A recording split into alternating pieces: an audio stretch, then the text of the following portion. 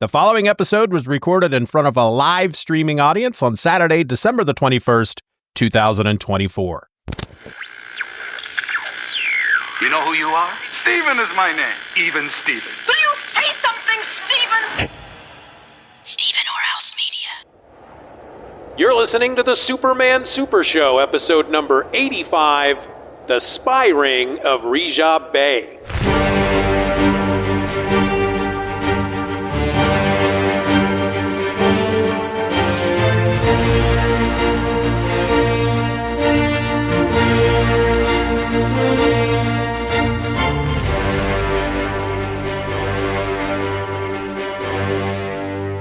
Howdy, welcome to the Superman Super Show. I'm a host. My name is Ed, and 1,000 miles over there to my left is another host, Mr. Steeven Orr.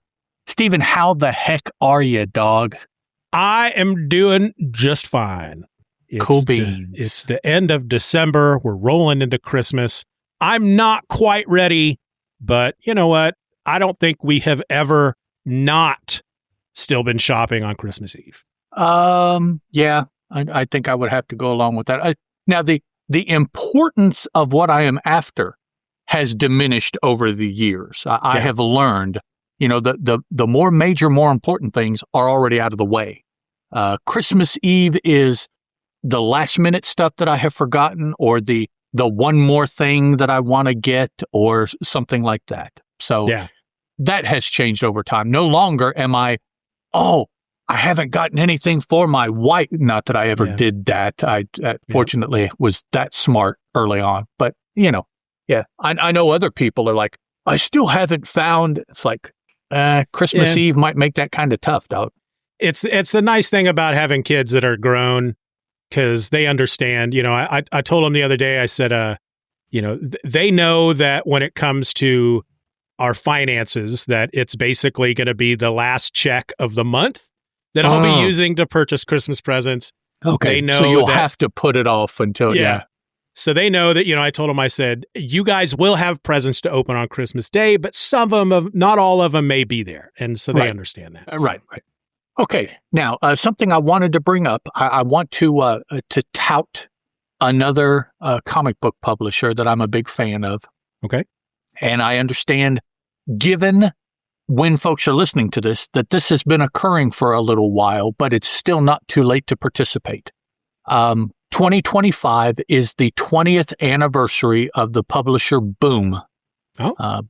Boom Publishing. And for their 20th anniversary, what they're doing is they are releasing a series over the year of 20 trade paperbacks that have not been collected in the way that they collect them.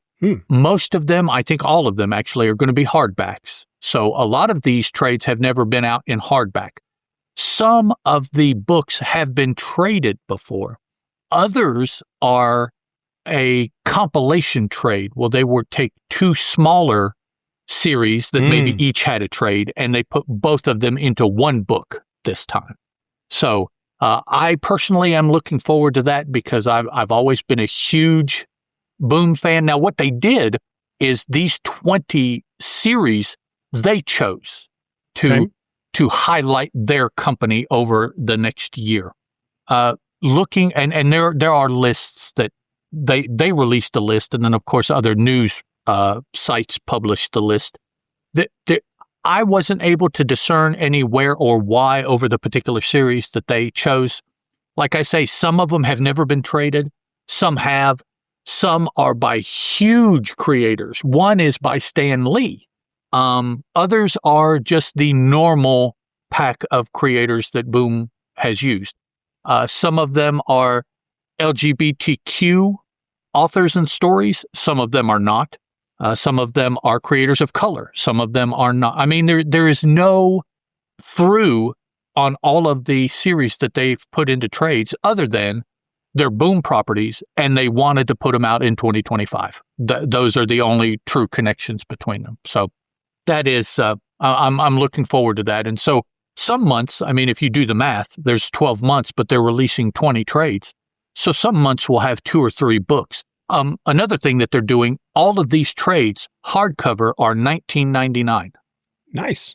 And I do know that looking at them, the biggest is a 12-issue trade. The smallest, I believe, is an 8-issue trade. So 8 issues and 12 issues, both will be $19.99 when that hardback comes out. Cool. So I think what they're doing is they're reaching into the vaults, pulling out things that they think people would be interested in, trying to make them as economical as they can, and put them out there to introduce people to some of the properties that Boom has, which, over 20 years are quite a few by this point. I'm looking through the list. I found a list. I'm looking through the list. Okay. And, I recognize Bone Parish, though I don't think I've ever read it.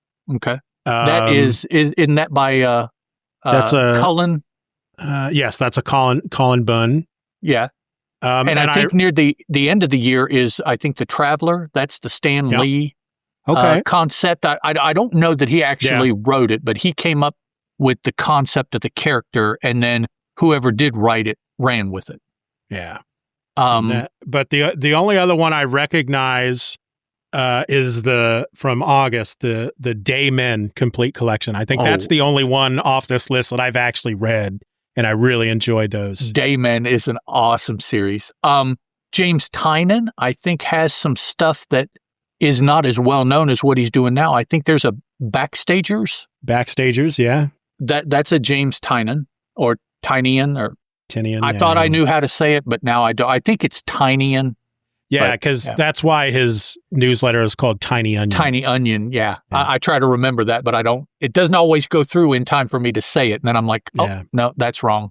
And it's funny because I always try to be a stickler of saying the names right. Yeah. And so it starts in January. I think January they drop like 2 or maybe they drop 3 in January.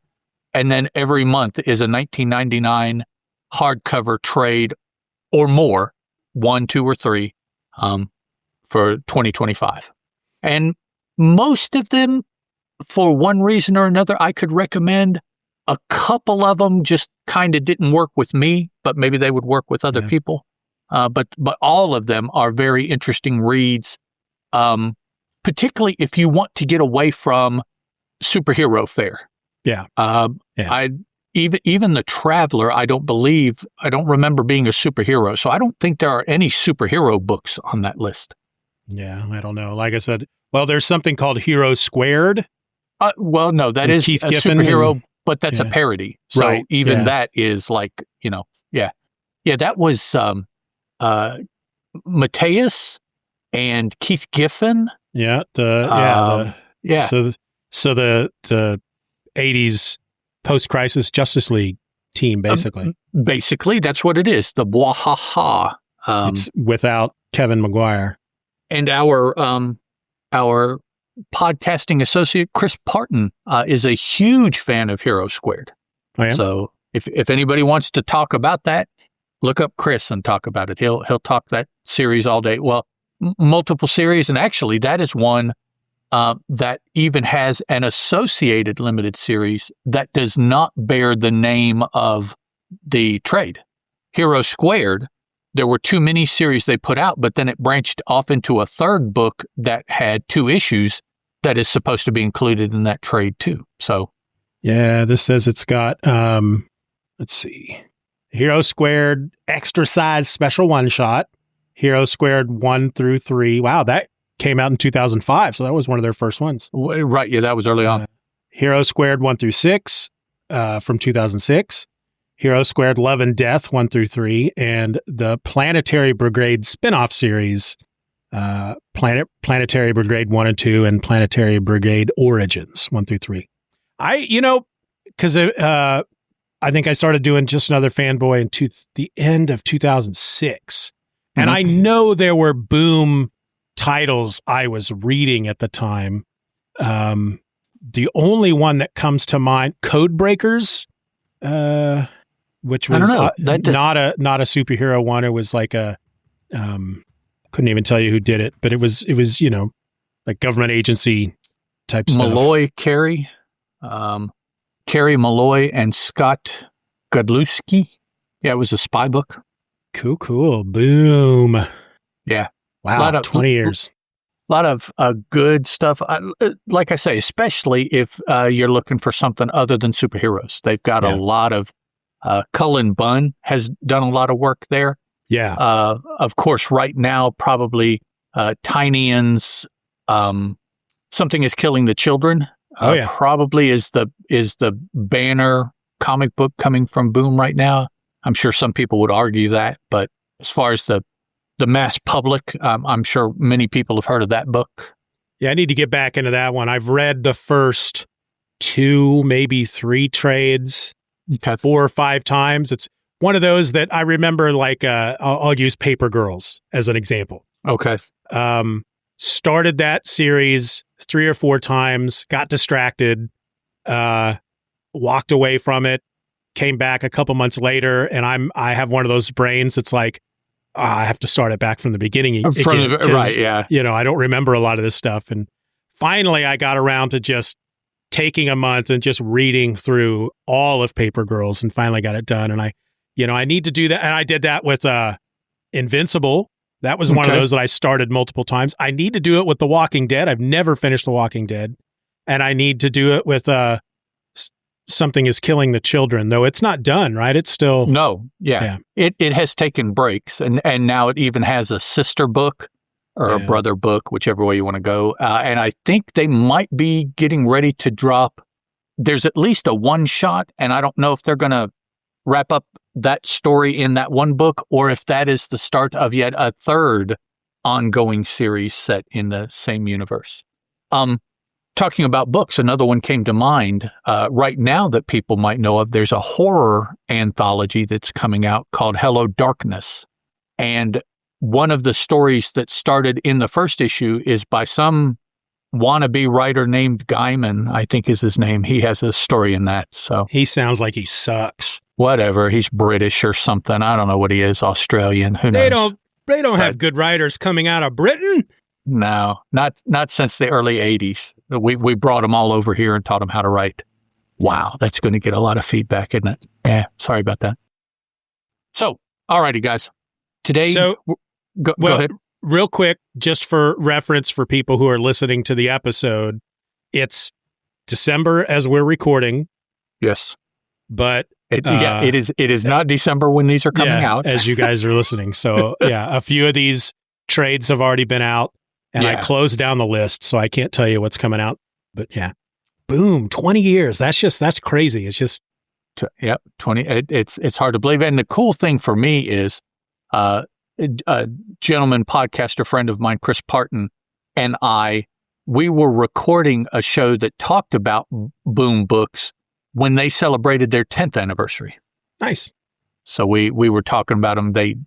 All the different things that they were doing to celebrate that anniversary. And it's like, oh, well, here's another anniversary. So, although this anniversary is a little different, a lot of the upper level people have left. Boom has been sold to a bigger publishing conglomerate, you could argue. So Boom's situation starting this anniversary is substantially different than when they started the 10th anniversary. Yeah. Huh. All right, let's talk some Superman. Alrighty, folks. Today we're looking at the Spy Ring of Righab Bey, which is the third story. Third story. Did I put the wrong thing? Or my eyes aren't working right. I'll blame it on my eyeballs. The third story to appear in Superman 10. This is written for us by Jerry Siegel and arted by, what is that a word? Arted? It is now. It is now. Arted by Wayne Boring. Superman 10 has a cover date of May-June 1941 with an approximate sale date of March 5th, 1941. Both of those pieces of information courtesy of Mike's Amazing World of Comics. So, you know when, you know where. Let's see what was happening. Look, oh, damn, that was a good segue, man. Wow, okay. I'm actually getting decent at this podcasting thing, finally. You are on fire. Dude. 15 years and I maybe know how to do this. Okay, here's what's happening.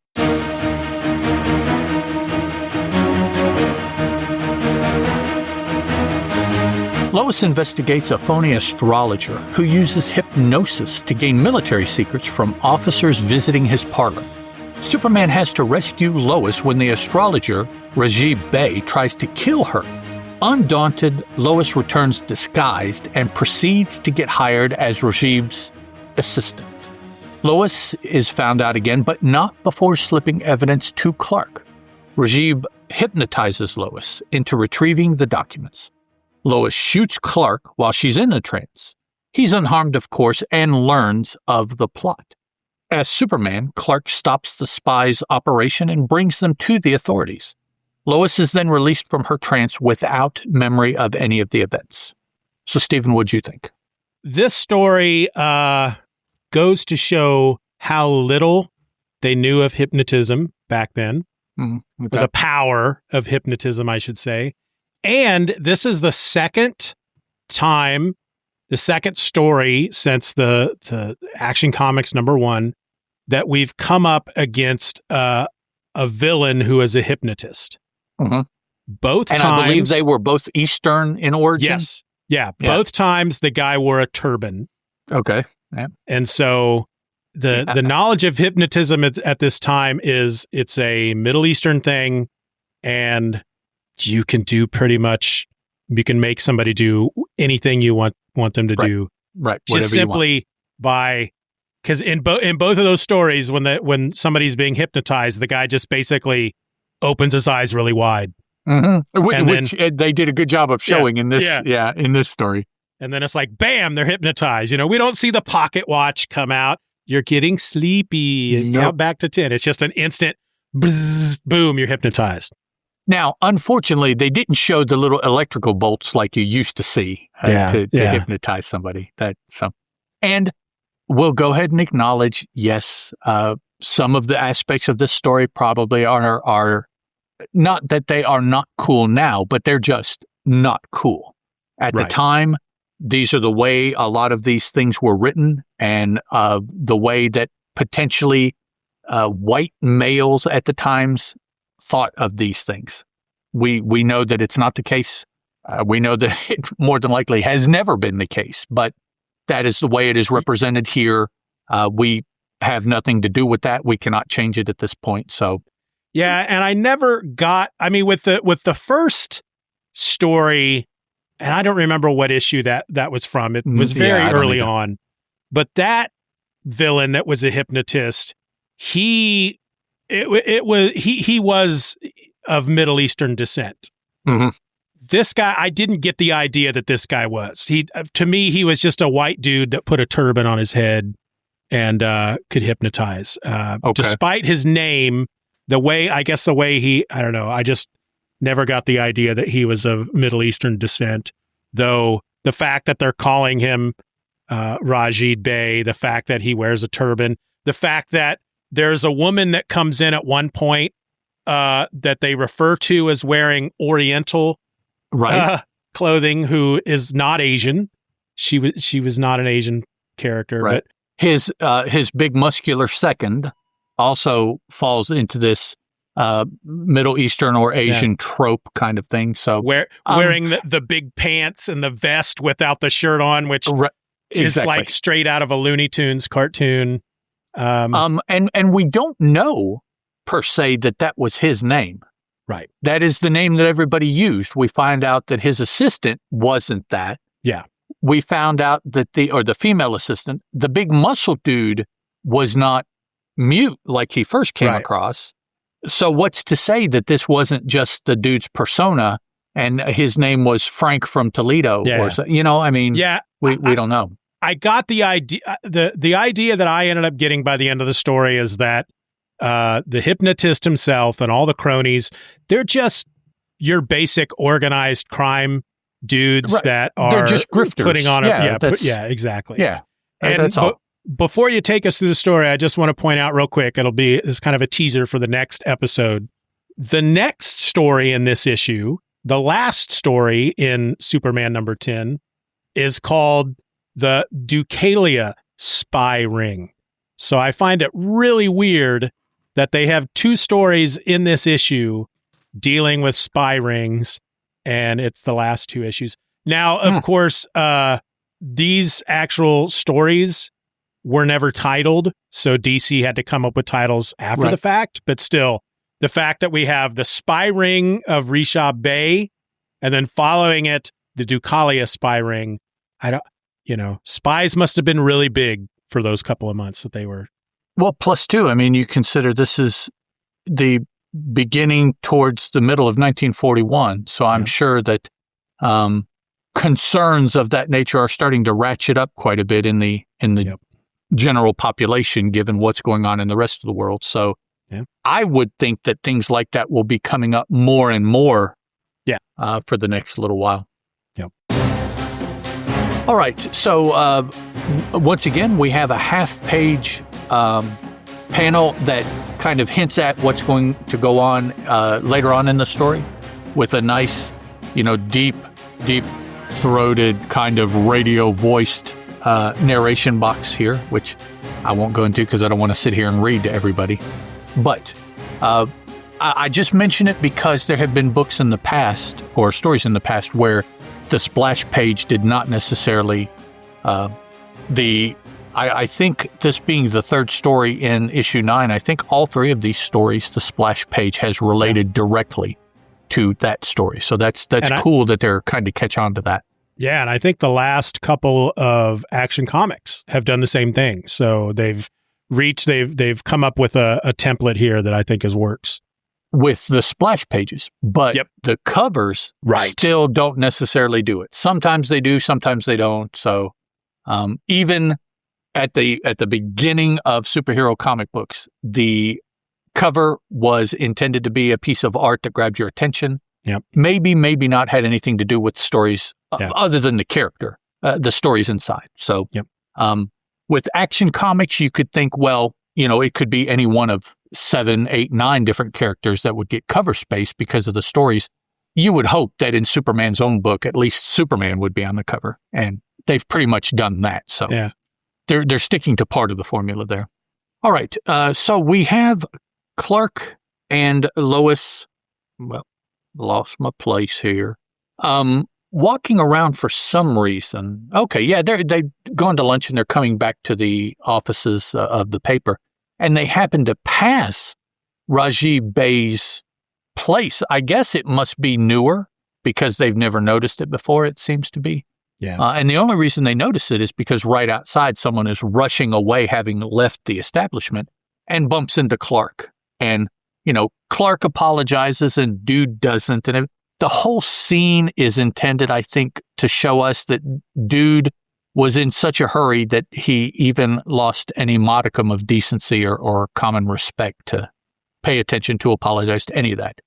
But because of that now, that triggers, of course, the newspaper senses of Lois and Clark. And they're like, wonder what's wrong with it. Something's going on. Oh, look, a business we have never, ever seen before, which they don't say that, but they certainly act that way. I mean, if it's near the paper and they go to lunch, you would think at some point they would have noticed it before, but not now. So whatever it is, it is.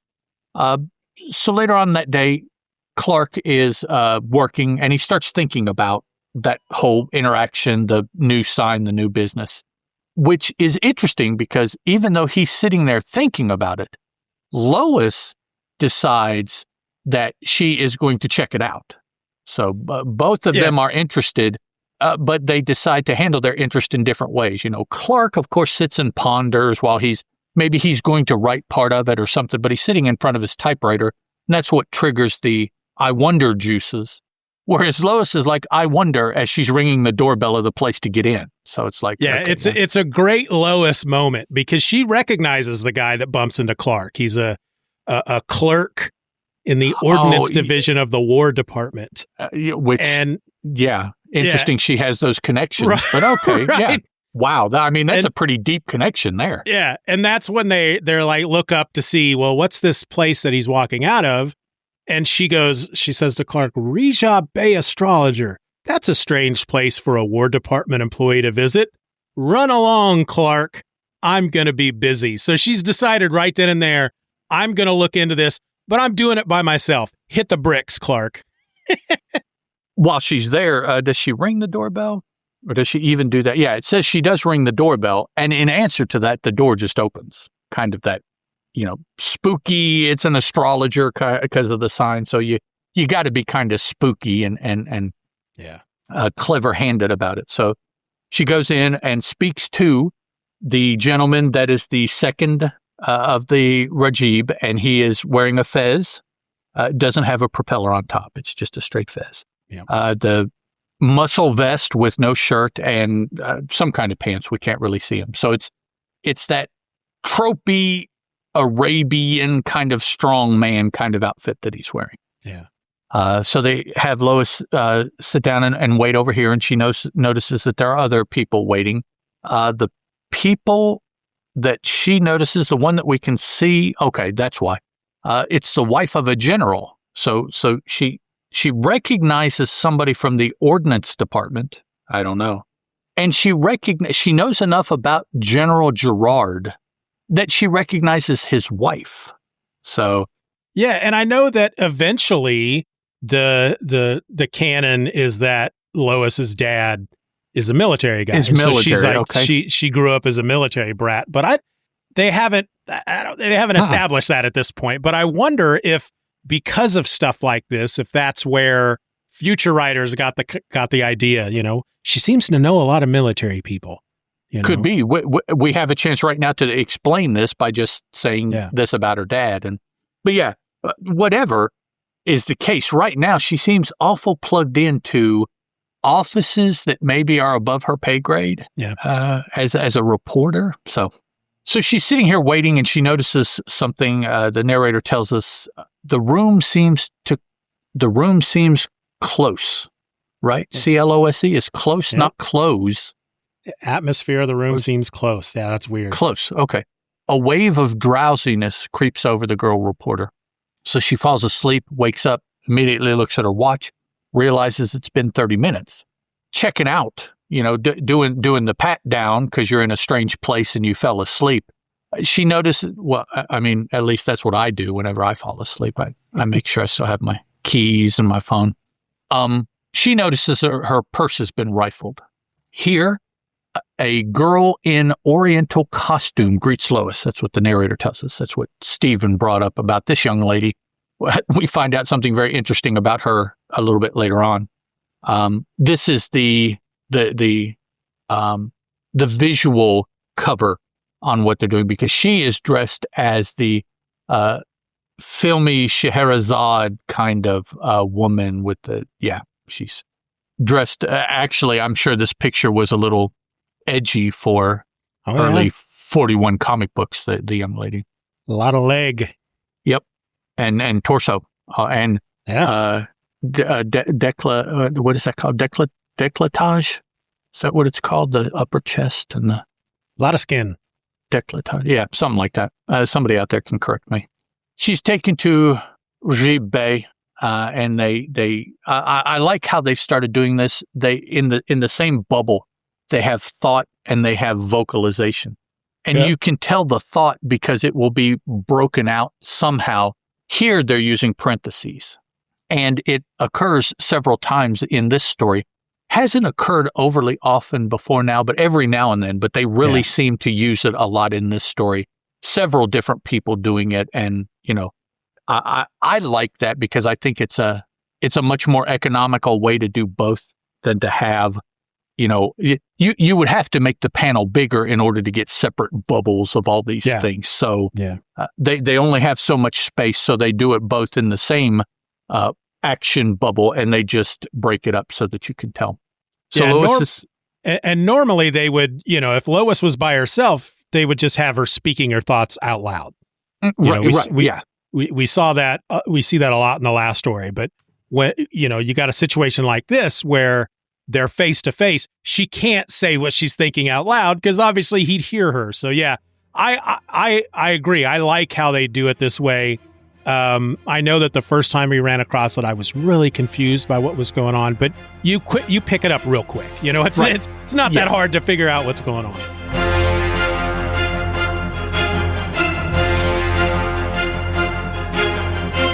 The Superman Super Show will return after these messages. Hello there. Come on in and welcome to the Fantastic Pour. I am your host, Brett Young, and this is the podcast serving up comics, cocktails, and conversation for your listening pleasure. Every episode, I'll welcome a guest to the Fantastic Lounge to explore one of their favorite comic book characters and cover a classic story in which they're featured. And what pairs better with great literature than a delicious drink? Based on my guest's ingredient of choice, we'll mix up a cocktail or mocktail to enjoy in the Fantastic Lounge while we talk comics, mixology, history, and whatever else comes to mind.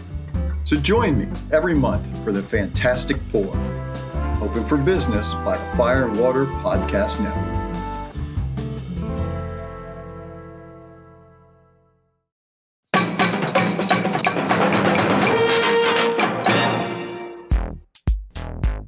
Earth-shattering disasters, strange sports stories, 5-star superhero spectacular.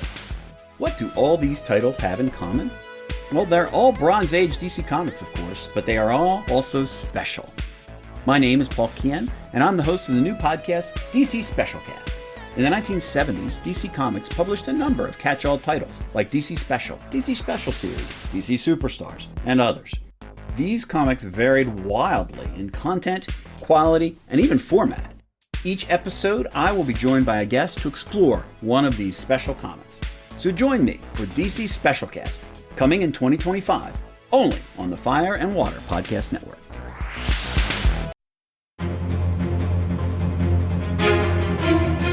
And now back to the Superman Super Show.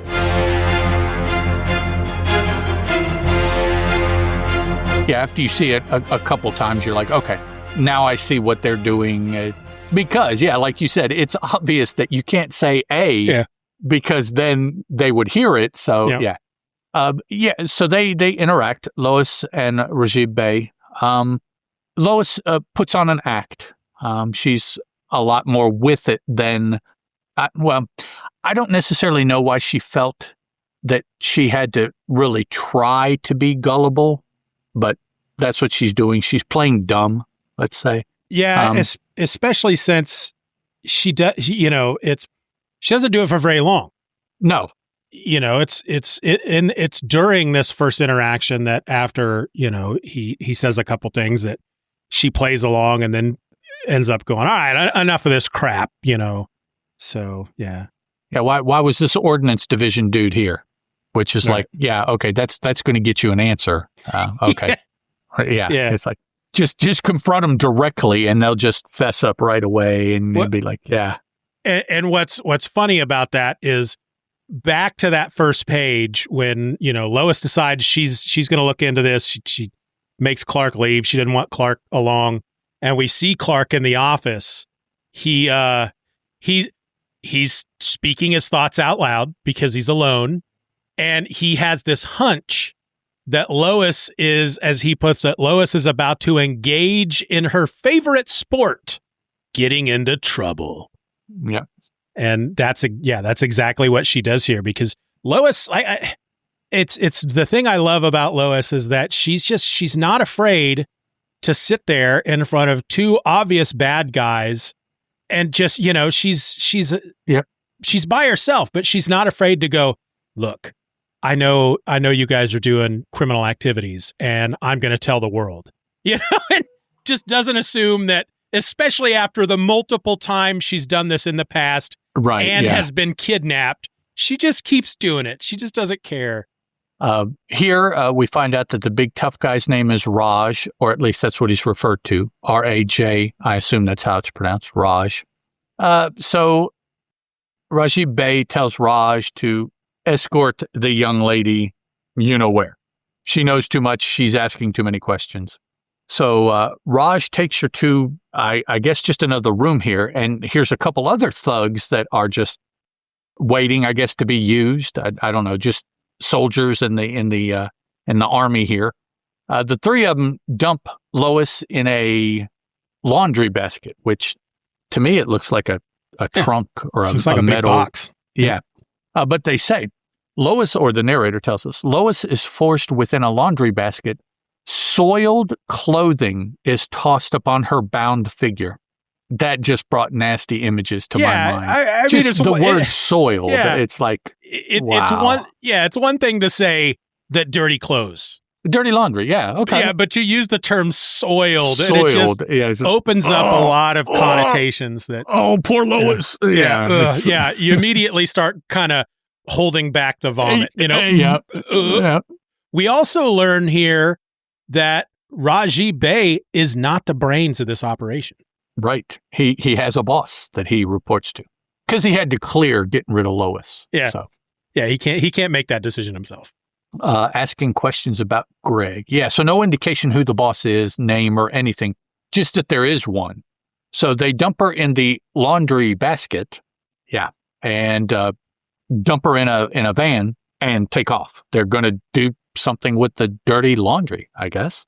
But ching, I don't know. Now, somewhere from the time we saw Clark thinking in his office to the time when Lois is dumped in the basket, Clark changes to Superman, because at the time that the van takes off from the building, Superman is on top of probably the Daily Planet or whatever the name of the paper is right now. I don't think it's Daily Planet yet, is it? Yeah, it's a Daily Planet. Okay. So he's on top scouting because he knows something is off, and he sees the van leave. Using his X-ray vision, he sees in the van, in the trunk, at the bottom of the seat. No, in the trunk is Lois. So obviously now he knows something is up. He follows the van before they get too far towards their destination. He does, for the second story in a row, the grab the back bumper, swing under to catch a ride trick on a vehicle. For those of you that haven't listened to the previous episode, he did this with a car that he was wanting to see where the gentleman was going. I don't think that he knew. So this one he was trailing, wanted to know where they were going. This one, it's a little different because he does know that ultimately he wants to get Lois out of the car. So he's wanting to find out where they're going, but he doesn't really give them time because he rescues Lois before they can get to their ultimate destination, which may have given him some sort of clue as to what was going on, and then he could still rescue Lois. So I think he kind of jumped the gun here a little bit. But well, it's really kind of awesome because he grabs the back bumper, he swings under the car, and then snaps the drive shaft and the brake rods. And the brakes, yeah. And then swings himself back up to the back of the truck, rips the back door off of it, grabs her out, and then jumps out the back of it. Of course, the out-of-control vehicle careens off the nice ocean mountain. No, I guess it's not oceany. I don't know why I thought it was oceany, but the kind of mountain road that they're traveling on and careens off the side. Superman carries Lois's trunk back to the top of the Daily Planet. The two drivers make their way back to, or the two soldiers make their way back to Righab Bey to let him know, we wrecked the car, but Lois is dead. So it's yes. Kind of a good news, bad news kind of situation. They're going to relay to their boss. Top of the Daily Planet, Superman lets Lois go. He runs off, changes back to Clark with what happened at Righab Bey's place. Lois, once she is freed, goes to police headquarters and talks to our friend, Captain Casey, Sergeant Casey. I don't remember. They just call him Casey in this one. I forget what his rank is, but it's Officer Casey. Yeah. Maybe early on we saw him like once, but then here recently in the last 6 to 8 stories, he is Lois and Clark's police contact. They have just stuck with him, whatever rank Casey, Officer Casey. So he has become now a recurring, other than Perry, maybe the only other recurring character than Lois and Clark. So yeah, I think so. Yeah. So she talks to Casey. She says, some. I don't think she necessarily justifies it. She just says she wants to look through the rogues gallery. Boy, that's an old timey word for it. And so basically she wants to look at all the photographs of all the criminals or people that have been suspected of criminal behavior in the city. Ultimately, she runs through and she sees a picture of the female assistant, finds out her name is Mary Grogan, which is, has nothing to do with Oriental Middle Eastern. At least I don't think. I think that's a very American Caucasian name. Yeah. And she is dressed as an Oriental female playing in an Eastern or Middle Eastern scam here. So we're starting to see definitely things aren't necessarily what we believe, even in as far as the folks themselves maybe are playing parts they're not from anywhere other than, like I say, Toledo. Not that I'm trying to bash on Toledo. I have nothing against Toledo. And I like how in that moment, as she's looking at the pictures, we get a thought bubble. So that, she's obviously not speaking her thoughts out loud because Casey's in the room with her. Right. But because they're not mixing the thought with her speaking out loud. Right. They go ahead and give her a thought bubble, which is the cloud with the little, instead of the tail, it's the little dots. Mm-hmm. And yet they still put the text in the parentheses. With the quotes and everything around it. So just so it's like, because the word bubbles are still quite cloud-like. They still have a cloud-like quality about them. This is a more cloudy, I guess you could say. But they poofier or it's and then with the dots leading to the head. For those of us that are used to the modern thought bubble, that's what we're used to seeing. But I guess at the time, it's like they wanted to make sure people knew that she wasn't talking out loud, so they stuck with the same format as far as the parentheses and quotes and all that junk as well. And I've never looked it up, but I think because of this next scene, this book probably should be a key in Superman. Yeah, I agree. We see Lois's mother for the very first time. Now we see her again, camera over the shoulder, like we've been seeing Perry, but eventually they change that. So we can only hope that they eventually change and we get to see a full view of Lois's mother. And she's one panel, and there's seems to be one specific reason that her mom is in this issue. And it just seems silly to me that they did it. But because what is she doing? What is she doing for her mom? She's putting on a disguise. And she wants to check her disguise with her mom. Yeah. So if her mom doesn't recognize her, then obviously nobody else will. Right.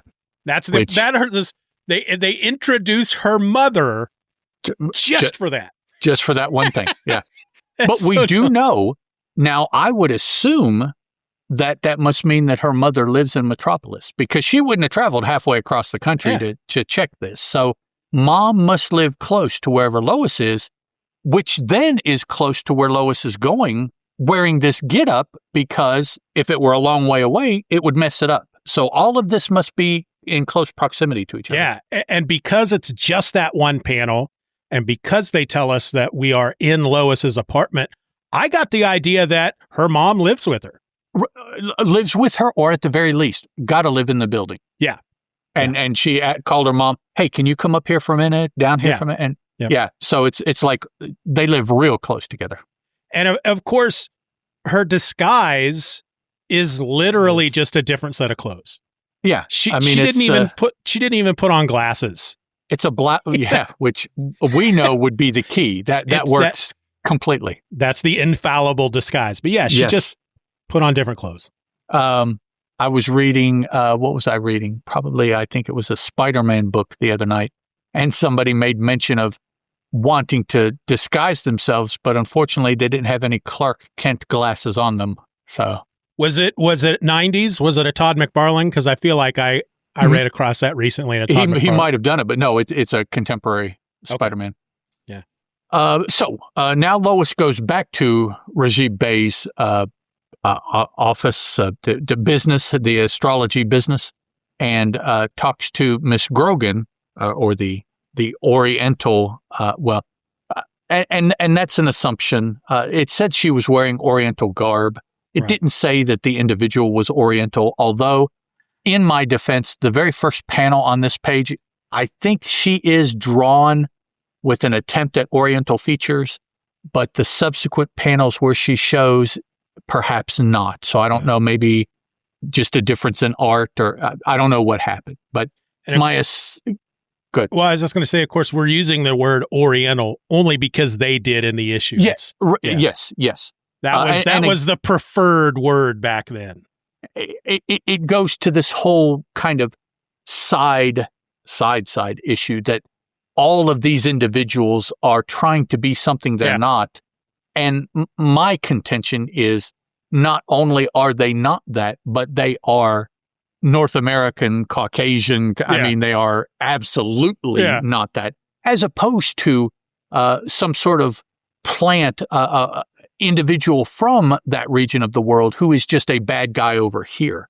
Here, I think they're not even anywhere near what they are portraying. All of it is play acting. Yeah, and I like to imagine that because they, we see a lot of their lackeys just in suits, so they're obviously like organized crime gangsters. Right. So I like to imagine that even Righab Bey, they've got like this thick New Jersey accent while they're trying to portray this whole Arabian Nights thing, but they're like, hey, let me tell you a future over here. Yeah, so they're actually from New England, and they're not even disguising their New England accent, but they're coming out in a turban, and yeah.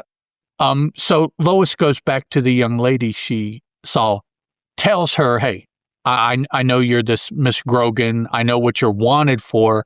I think I know what you're doing. And the woman's like, oh, okay, well, you got me. What do you want? And she says, well, I need you to do me a favor, or no, she doesn't say. She threatens the woman. Yeah. She says, basically, you do this for me, or I will tell everybody that you're here. And so the girl asks, well, what do you want?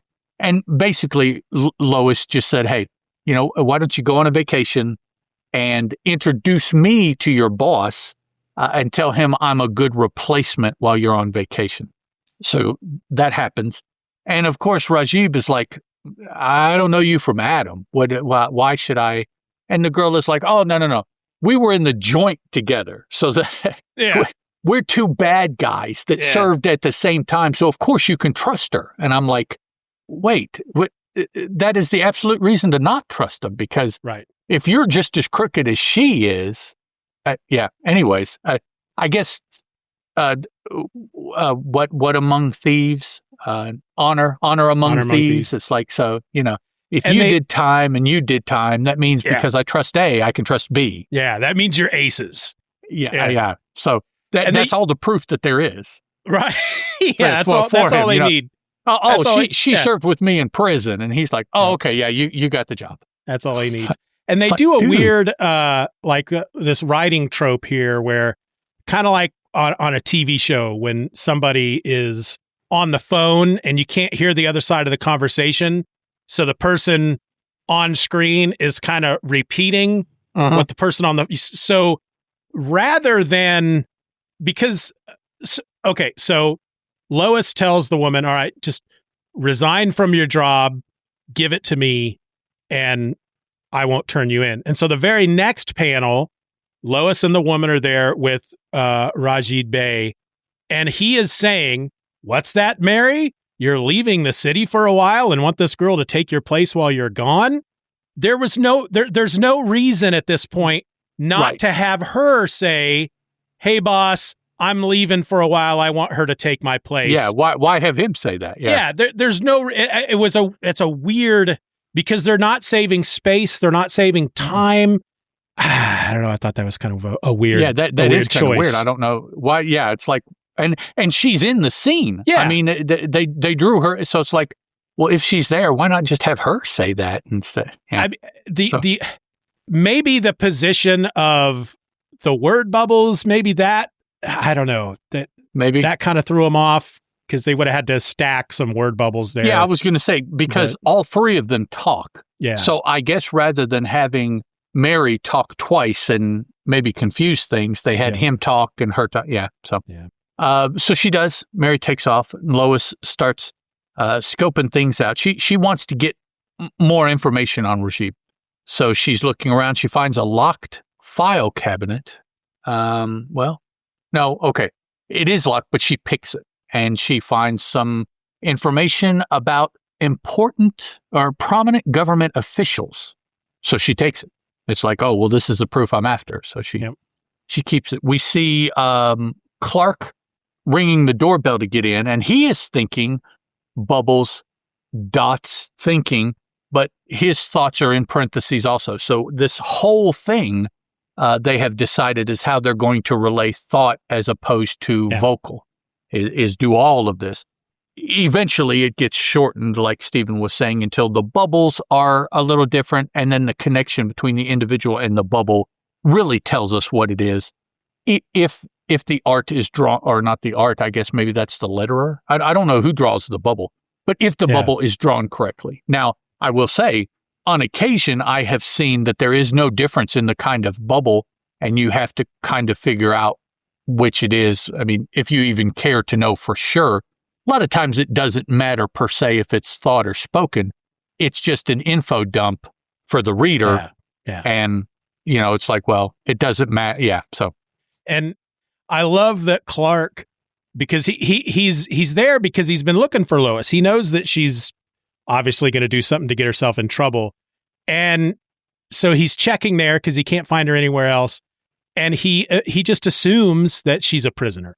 She's gotten herself kidnapped. That's where Lois and Clark are at this point, is that Clark is just like resigned himself to the fact that Lois has been kidnapped. That's if I can't quickly find her, she's into something that she's into some kind of trouble. And because the last we knew, he left her on the roof of the Daily Planet there in a laundry basket. Well, she was climbing out when we saw her, but that was the last place. So it's like, it's kind of a stretch to assume that she is doing anything. It's like, well, the last time I saw her, you had been kidnapped and you had been rescued and released. And so if I can't find you, I know you must be into trouble. He knows her too well. He's like, wow. She's not just going to give a silly kidnapping and attempted murder is not going to get her to stop. Right. No. She hasn't succumbed to the vapors because of what happened earlier in the day and is passed out at her apartment, which we know she went to.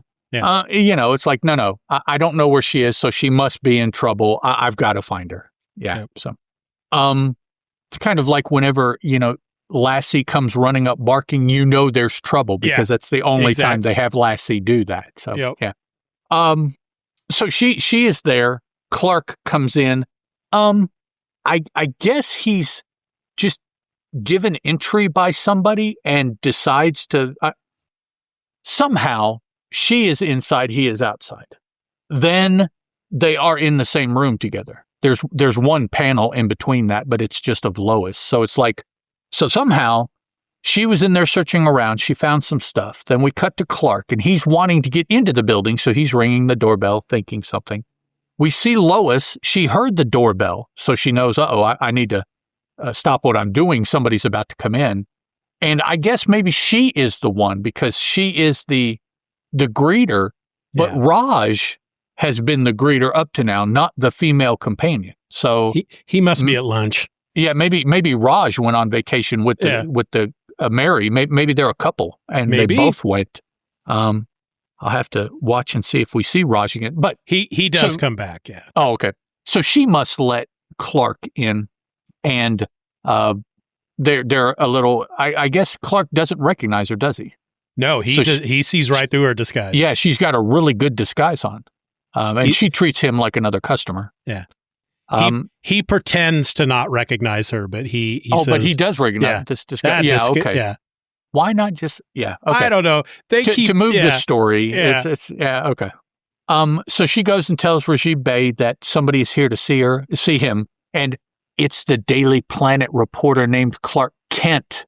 I can tell you plenty about it because if he's going to do a reading, he's got to have information. Well, Lois knows, which would be suspicious to me because it's like, if you're just a street hustler that did time with Mary, how do you know anything about this high-profile news reporter that's doing all these Superman stories? So it's that prison connections. Yeah, I don't know. So they confront each other, Righab and Clark. Righab immediately drops that I know you're Clark Kent. So it's an adversarial conversation from the get-go here. But he plays it off, Righab does, and Clark plays that he's genuinely there for a reading. He's there as Clark Kent, but not Clark Kent the reporter. He's there as Clark Kent dude that is having girl problems. Yeah. And he presents his genuine problem to Righab about the fact that he likes somebody and she keeps blowing him off and won't give him the time of day and whatever. What do I need to do to gain her interest? And he's doing that because he knows that Lois is listening. He thinks it's funny. Well, and perhaps he is also telling her something, I think, that he doesn't think she knows, which it could be. She hasn't thought about it like that because he's always irritating her, so she's never thought beyond that. But she hears him, and she apparently doesn't make the connection that he's talking about her. It must be another girl. So she just thinks he's a loser. Yeah, talking about his personal problems. What a loser. Yeah. Which is like, isn't that what everybody does with that's what people are coming there for. Yeah. So Righab tries to give Clark some advice, or doesn't try. He gives Clark some advice, which all of us out here reading this were like, duh. With what Clark says, with what Righab says, it's like, well, everybody knows that. You're not, there are no secrets there. As he's leaving, though, he hands Lois money for the reading.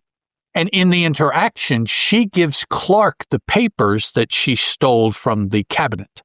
And he is so chill about it that he doesn't necessarily pay attention to what is happening. He immediately plays along. Here's this woman that he doesn't know that has just given him some papers in some astrologer's office that he is suspicious about to begin with. Because he knows it's Lois. Oh, no, that's right. Yeah, he recognized Lois. So he does realize she is trying to pass something. Yeah. Yeah, she just doesn't know that he knows that she knows. Yeah. But he's not dumb enough to go, what? What's this? What did you give me? Well, see, that, okay. Yeah. Papers? Should I look at these right now? Yeah, really. So now, as Clark's leaving for the second time in the vicinity of this astrologer's place, he physically bumps into someone else. So people who deal with astrologers are just brash, unrefined kind of people. They just knock into people all the time. So this dude, let's see. I don't see him using his name here. There's a lot of words here coming up. One of these panels is like 75-80% word bubble. It's Claremontian in proportions. I don't think they give this guy a name. They just describe him as a heavy-set, beetle-browed man, whatever that means. Is this the boss? I don't know. I don't think so. Don't think so? Okay, he's just another lackey? I don't, they don't, because let's just take a moment and scan through their Well, he questions this new girl, being, that Lois is playing the part of, and then he asks for the information that Righab has gotten previously.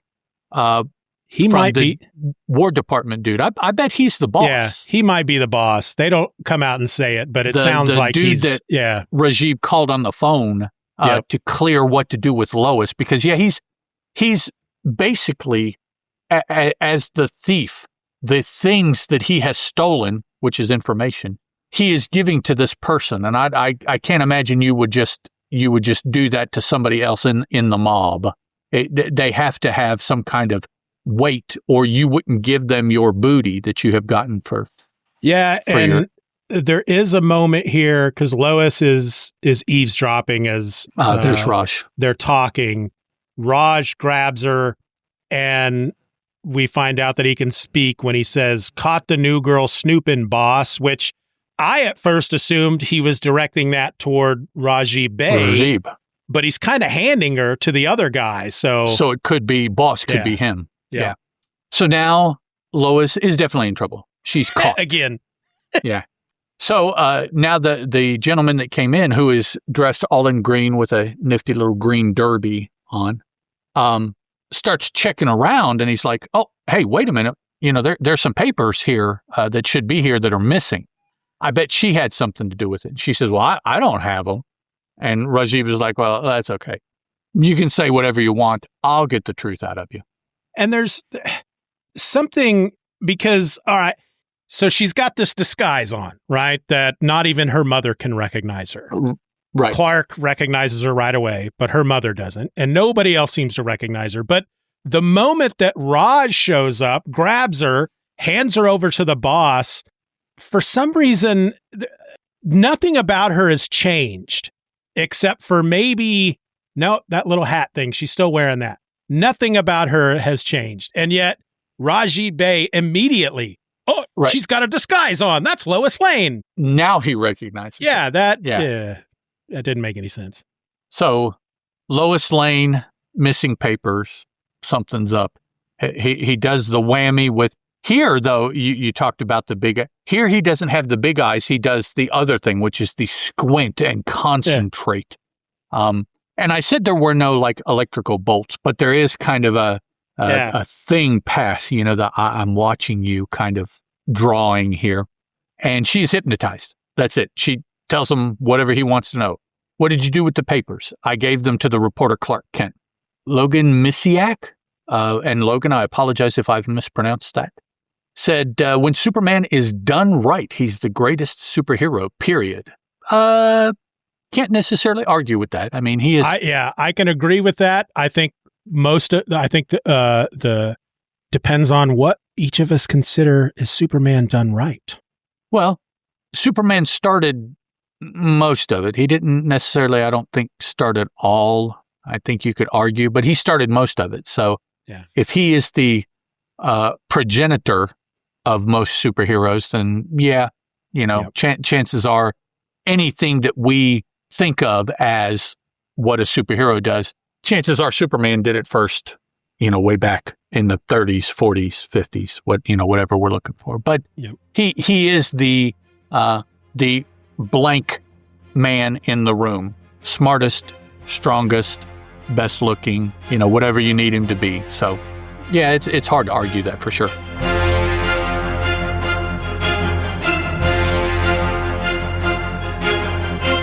The Superman Super Show will return after these messages.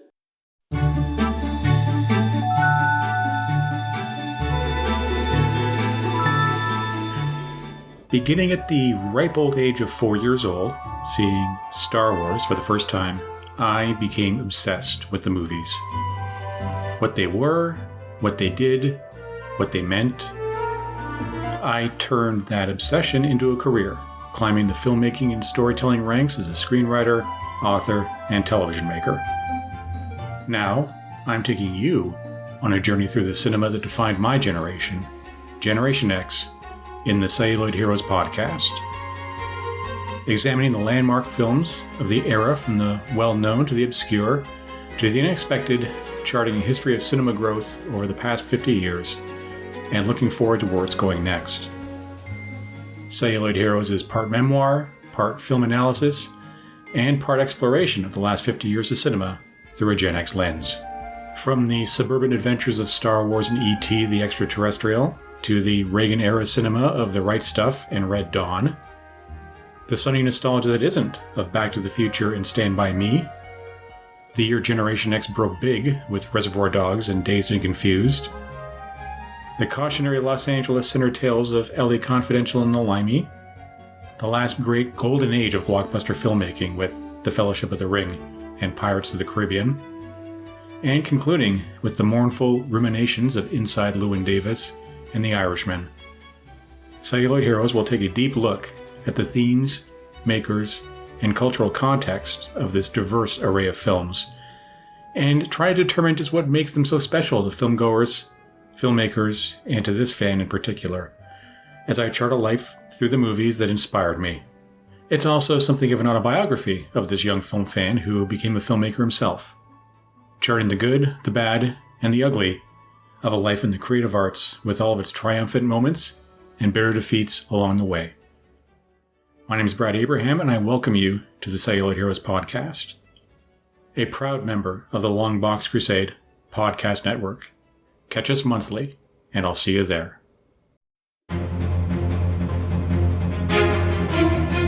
And now, back to the Superman Super Show.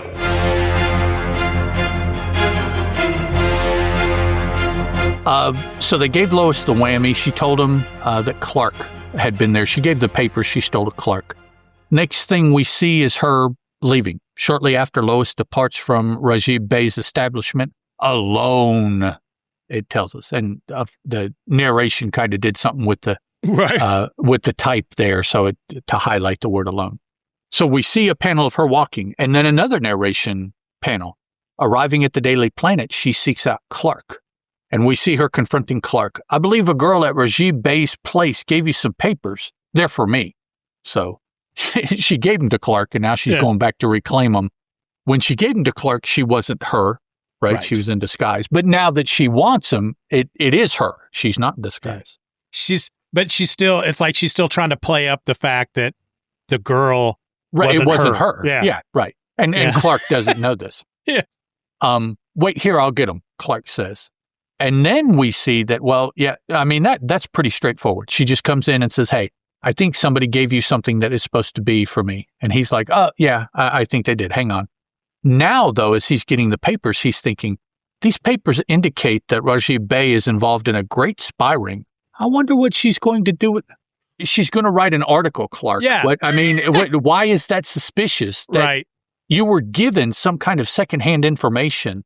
And it's like, isn't that what you guys do?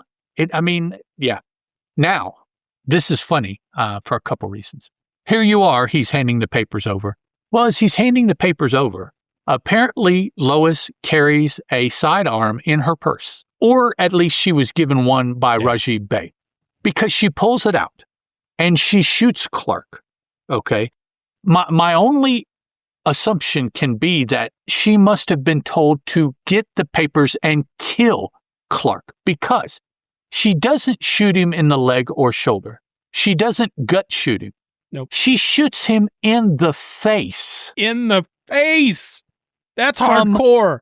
From less than 6 feet away. Yeah.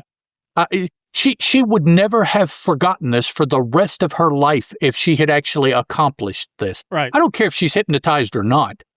I would think the vision of someone's skull exploding before your eyes would be something that would leave a mark. Yes. But fortunately, of course, it's Superman, and it just bounces right off. And they show it. I like the panel. It's a nice headshot, and it shows the bullet coming into his face and then ricocheting off. Yeah. And he is surprised. Can she have guessed I'm Superman, and this is a test of the imperviousness of my skin? Really, Clark? That's okay. No, that glazed look in her eyes. She's hypnotized. Righab Bey sent her here in a trance to kill me. And the narrator tells us the bullet ricochets off Clark's skin, leaving him unharmed. But, okay, first of all, let's take this apart a little bit. I understand that Lois is hypnotized, but the results of the hypnotism are so strong that she was able to take a gun and shoot this man that she has spent most all days with for several years now in the face to get these papers. Without hesitation. It's just, yes, this is what I'll do with you. Now, on the other hand, we have Clark that's like, oh, look, she just must be playing. That's why she shot me in the face. Oh, wait a minute. Maybe she's not. It's like, dog.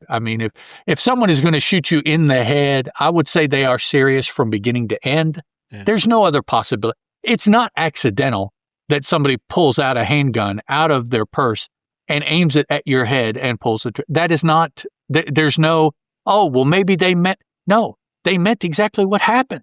So, which speaks to what they thought hypnotism was back then, that you could literally the only way you could hypnotize someone into shooting someone else in the face is if that person already wanted to shoot that person in the face.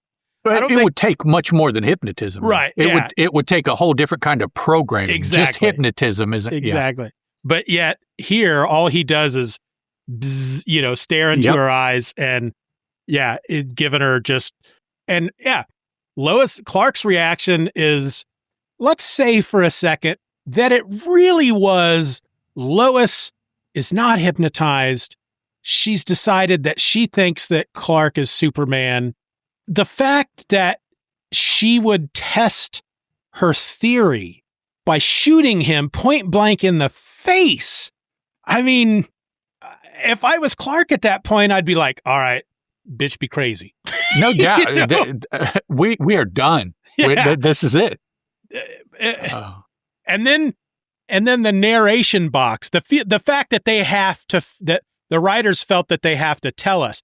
We know he's Superman. As the reader, we know that bullets bounce off his skin.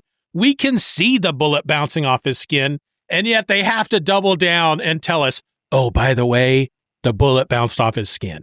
Tell us what we saw. Yeah. It's like, I know what I saw. Yeah. I want to add, too, I like what they've been doing with the narration in that the narration is having its own panels. Yeah. I like the way that looks, and I like the way it feels. Nowadays, narration will be in a box, or it'll be a mini box that's part of the panel. But here, the narration is its own panel. Solid colored, text inside. I like the feel of that as we're going through. Yeah. So Clark goes up to Lois after he is, I guess disarmed her. I don't know what's happened in the interim. We don't see. But he acts as though he is the one that has hypnotized Lois because he asks her what is going on and she willingly tells him. So, I mean, all of a sudden he is the one in control of the effects of the hypnotism, not the person who actually did it, because I would think only they could elicit the truth from someone that they hypnotized, not someone else, because, so the command structure, I think, is off here. Well, I know that at some point, the idea behind Superman's powers, and I don't know if it ends up being a Golden Age thing or a Silver Age thing, is that every attribute about Superman is super. So I think there's even an episode of Seinfeld where Jerry, they make a joke out of it, where everything, he's super strong, he's super fast, so his mental ability is super as well. And so because they use the words that he probes her mind. Probes her mind. And the joke on the episode of Seinfeld is that because Jerry and George get kind of into a quick argument about Superman's sense of humor. And Jerry's idea is that, well, everything else is about him is supers. He should have a super sense of humor. And George says, I've never heard him say anything funny. I think Superman probably has a very good sense of humor. I never heard him say anything really funny. But it's common sense. He's got super strength, super speed. I'm sure he's got super humor. I think that, but either you're born with a sense of humor or you're not. It's not going to change. Even if you go from the red sun of Krypton all the way to the yellow sun of the Earth. Why? Why would that one area of his mind not be affected by the yellow sun of the Earth? I don't know, but he ain't funny. But yeah, that's not true. He says funny stuff all the time. Yeah, I just got to read some of these Golden Age stories. But yeah, I read this as Superman has his own super mental abilities that we just haven't really seen yet. Okay. And so he's able to probe into her mind and take over this. He just like it's something that you can just take over from somebody. As far as, you take control of this effect. And and for those of you that are watching, this is Aubrey that has decided that she is now interested in what I'm doing. Is her tail bent, or does she have a really short tail? No, she has a bobtail. Oh, okay. She was born that way. It's about, for her body size, it's probably about a quarter of what it should be. All right. Never affected her, though. I mean, hops and runs around just fine and everything. Whereas, it's interesting you should mention that because her brother has probably the longest tail I have ever seen, but he is also by weight one of the biggest cats I have ever seen. So I guess that's the way that works. Are they from the same litter? Yes.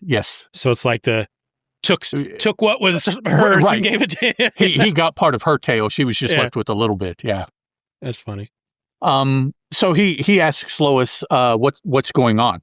And she says, a new bombing mechanism.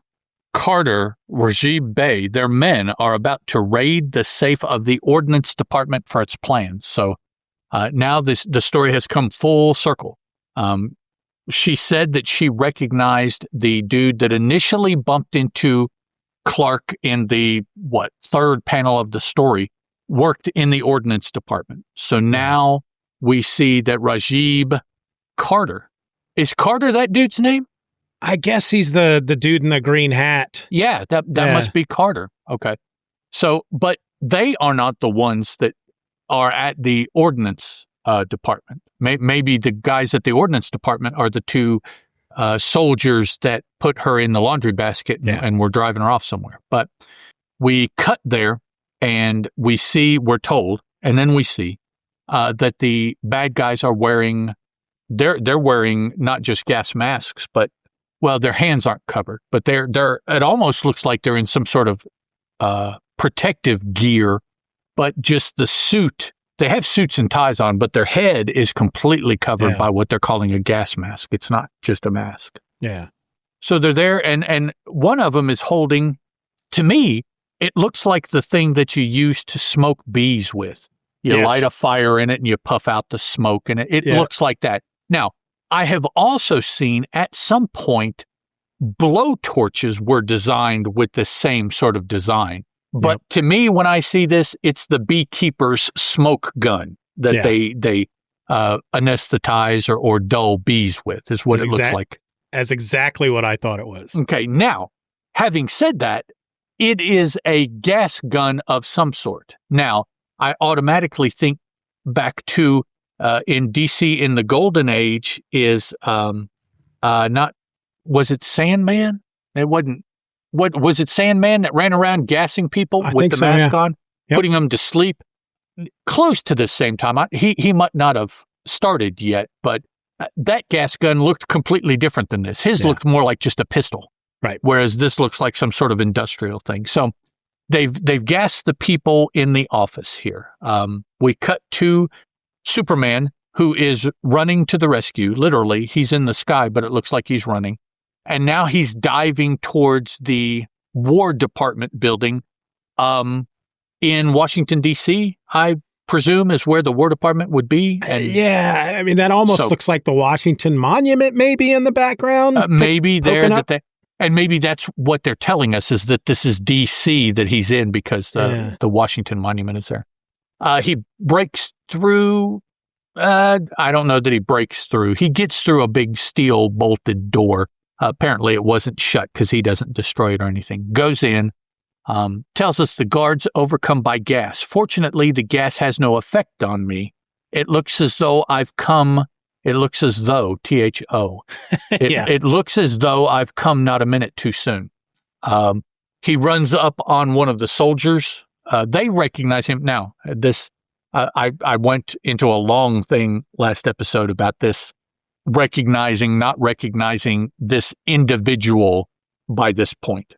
Here is a bad guy. He is a bad guy that is not even in the same city that Superman is in. Now, he may be from the same city. We don't know. But right now, I would presume that he's not he's not from Metropolis. Okay. But he recognizes Superman. If they're in DC, then this is a DC thug that has been hired.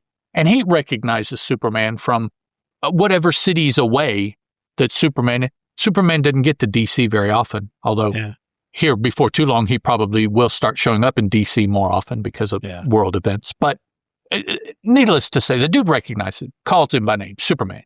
See, he says, keep back or you'll regret it. If anyone around here is going to regret anything, Superman says, it's going to be you. And the bad guy says, I warned you, and he tries to gas him. Now, it looks like gas to me. the guards in this building have been gassed. They've been knocked out by gas. The narrator tells us the man of tomorrow grips the metal blowtorch then. Yeah. And we see him crushing it. So I don't know. Like I said, I have seen blowtorches that were designed with this shape. And I've seen them used before in maybe comic books. I don't know if I've ever seen one in real life shaped like this. But so yeah, everything is gassing except when the narrator tells us that Superman has it, and he's calling it a blowtorch. Yeah. So Superman disarms him, crushes the weapon. Now, that's not enough. You know, they have these suits. They manage to get close enough to the building with their gas gun to gas the people inside. Nobody has said anything. There's no backups to anything. The War Department building, okay, kind of an important place right now in Washington, D.C. These dudes break in. They manage to gas people. Superman defeats the gas gun, but either one of them or someone else has a machine gun and tries to take out Superman. So 2 or more of these very interestingly dressed people have gotten close enough with gas guns and machine guns to break into the War Department building at not our involvement, but during World War II. So I would presume that things were maybe a little bit heightened right now as far as security and keeping your eyes open and everything, but not here today. No. So, of course, Superman survives the machine gun assault. He grabs the guys and throws them aside, goes over to the safe, rips the door off the safe, and then okay. So he rips the door off the safe. Then he goes and gets the bad guys, takes their mask off, exposing them to the gas, but then he throws them in the safe and closes the door behind them, kind of locking them in the safe. So I guess their brief exposure to the gas was enough to knock them out too, but then he didn't leave them unconscious. He threw them in the safe and locked the safe back up so they couldn't get away. He triggers a burglar alarm knowing that the police will come, streaks back to Metropolis, I presume, is where Raj is.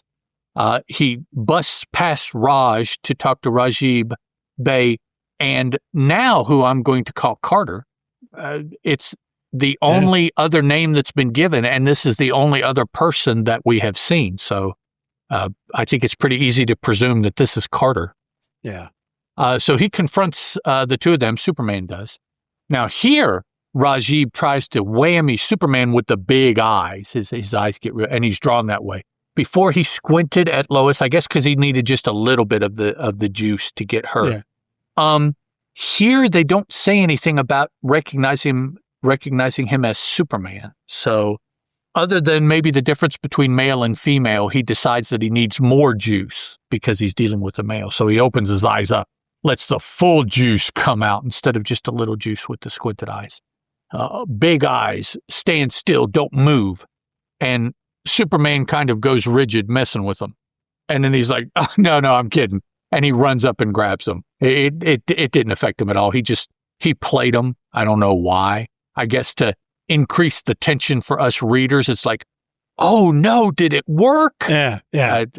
So he grabs the two of them, flies off with them, jumps away with them to take them to the police department. He's flying. Along the way, he's telling them, okay, now you're going to confess or I'm going to drop you. And by the time they get to where they're going, they have agreed. As soon as you put us down, we'll confess. Because he hands them over to the police, and Superman tells the police, they'll explain to you why they deserve arrest. And if they don't, I'll be back. So he pulls the Arnold on him. I'll be back. Yeah. Last panel is the between Lois and Clark and submitting an article to the paper and who gets the credit and everything like that. Snoozing on the job, while I got a scoop. Read all about it in the Planet. So apparently Clark turned this one in. Yeah. And Lois is back in the outfit that she left her mom in, not the Oriental coat girl from Righab's. So she went home and changed. And after she was hypnotized, because she's in the Oriental garb, she's hypnotized. But then when she enters the Daily Planet and shoots Clark in the face, she's back in her regular clothes. Oh, was she wearing this already? Oh, okay. Yeah. So it's like, as part of her hypnosis, they had her dress back up. She reverted, like Superman does. She had two outfits. So there's a couple of moments that I wanted to point out real quick that I just cracked up over. If we go back to page 3, after Lois is thrown into the laundry basket with the soiled laundry, and it's the bottom corner panel with the laundry truck. So they're driving off with her, and the one driver says, "Where shall we dump her? In the river or the lake?" And the other guy says, "Maybe at the lake. We've been using the river too much lately. It's getting monotonous." He's bored of throwing people into the river to die. Going to the river, yeah. So we'll use the lake. Okay, yeah. I now have a cat joining me. Okay. It's Bluey. She loves me. He's got a buddy too. Now look over here. Yeah, okay. Here, why don't you just go? Say hi. Hi. Now go. Hey. And then the other one I wanted to point out was after Superman rescues her from the laundry truck, and he jumps up to the Daily Planet, to the roof of the Daily Planet with the laundry basket, and Lois is inside. It almost seems as if he contemplates just leaving her in the basket for now, because he's saying that the most amazing thing about this whole experience is that for once, Lois is where she can't venture into further mischief. I'm going to read that again because the cat bumped against the mic, and I'm sure that made a noise. And the most amazing thing about this whole experience is that for once, Lois is where she can't venture into further mischief in this basket, but it's too good to last. So I think that what he's saying there is, you know what, maybe I should just leave her in the basket until this whole adventure is over to keep her out of danger. And that then he's like, no, I'll let her out. Certainly would have changed the complexion of the story if he'd have done that. Yeah. But this was of the 3 stories we've read so far in this issue, this is probably my second favorite. Okay. Invisible Luther would be number 1. This would be number 2, and then last week's the talent agency fraud would be number 3 at this point. And I haven't read the 4th one, so I don't know where that one's going to stack up. Yeah, no, I haven't read it either. Okay, yeah, I think that's pretty much everything I can think to say at the moment. Yeah, I think we covered it. I felt like there was one other thing I was going to point out, and I can't remember what it is. I did find the whole thing with the guy in the green hat. That, I mean, obviously that slipped past editorial, the fact that I guess his name was Carter. Yeah, it's kind of a sideways kind of reference. I mean, we don't know for sure, and they never used it other than in that one word balloon in that one panel. So it's So, but I remember what it was because I'm looking at that page where she says the name Carter. When Superman arrives at the War Department or the Ordnance Department, and he finds that the door is bolted on the other side, he says something really weird. I don't quite understand. So the door has been bolted on the other side. That's just an added incentive. Incentive to what? Break it open? Break the door, I guess. Which it doesn't show really that he does. He just forces it open. Yeah. I mean, he doesn't super anything that we can tell. He doesn't destroy anything. Not like he did the safe last episode. It's, Yeah, he just puts his shoulder into it and it opens. But yeah, I don't know. That was a weird, because sometimes, we get a lot of moments where Superman is cracking wise. That's right. One of the things about Superman in the Golden Age that a lot of, you don't hear a lot about, that he was a wisecracker. he was a dick. And I don't know if this was supposed to be a moment of cracking wise, like, it's like, this just gives me more of an incentive to get in there and kick some ass, or just, I felt that was a weird line. That's just an added incentive. Like, he's really excited to be able to force the door open. Right. I don't know. Right. It was weird, but yeah. How about, okay. So on your end, with the 3 stories from Superman number 10 so far, where would you place this one? Actually, I think that I like this one better even than the Invisible Luther, because that was, this one was more entertaining to me. So this would be number 1 of the 3, Luther second, and the torn safe story planking off the top of the door third. And if you guys don't get that reference, listen back to the previous episode, and we went on about it for several minutes. You're listening to the Superman Super Show, episode number 78, The Talent Agency Fraud. It's an awesome panel if you ever see it. But yeah, if I was going to pick my favorite moment at all 3 of these stories, him planking off the molding of the door is the best. That is awesome. It's the best thing I've seen him do in a while. It's truly unlike, I think, anything else we've really seen him do that is believable that a regular person can't do. I mean, jumping for miles and X-ray vision and no, he can frickin' plank with one arm off the top of a door frame. It was something. And I don't want to harp on what we've already covered in the previous episode, but again, it's one of those things that it makes perfect sense for his superpowers. Yep. And like you said, it's not anything we've ever seen before, but seeing it, it's like, oh yeah, he could do that, couldn't he? Of course he could do that, yeah. And then the other half of my brain is just going, there's no way that would allow that much weight, because it's as far as the weight being distributed to that molding, I'm assuming it would be more than just his 225 or whatever. It's got to be because of, I don't know, leverage or the way he's hanging there. Well, I think it would be only the weight of his body, but it would only be in, it would be displaced this much, the fingers and the half of his. So you're looking at, 8 or 10 maybe square inches of 220 pounds, and whatever that weight force multiplier would work out to be per square inch of force. So to me, it would like having the same effect of sticking a crowbar in there and then yanking on the crowbar. The way he's hanging there, it would, but a lot of fun stuff though in this issue with the hypnotizing and Lois shooting Clark in the face. Face, man. Wow.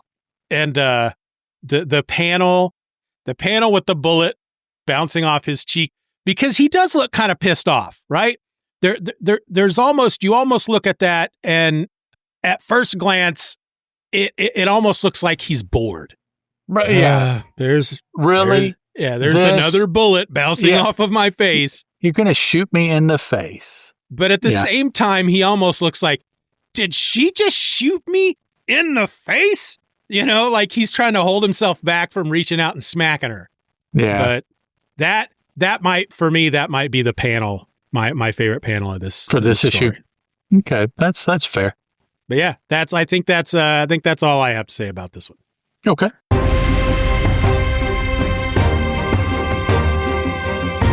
Well, everybody out there in real world land, thanks for watching along as we recorded. For everyone listening to the episode, want to thank you for listening.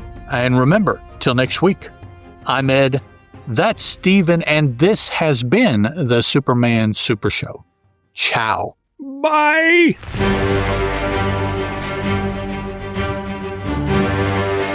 We want to thank you for listening to this episode of the Superman Super Show. Questions and comments can be directed to the supermansupershow@gmail.com. If you enjoyed the show, you can help to boost our presence online by leaving a rating or review on your favorite podcast app. The Superman Super Show is a presentation of Steeven or Else Media. For more nerdy content just like this, check out SoManyPodcasts.com or use the link in your show notes. Superman is a registered trademark of DC Comics and was created by Jerry Siegel and Joe Shuster.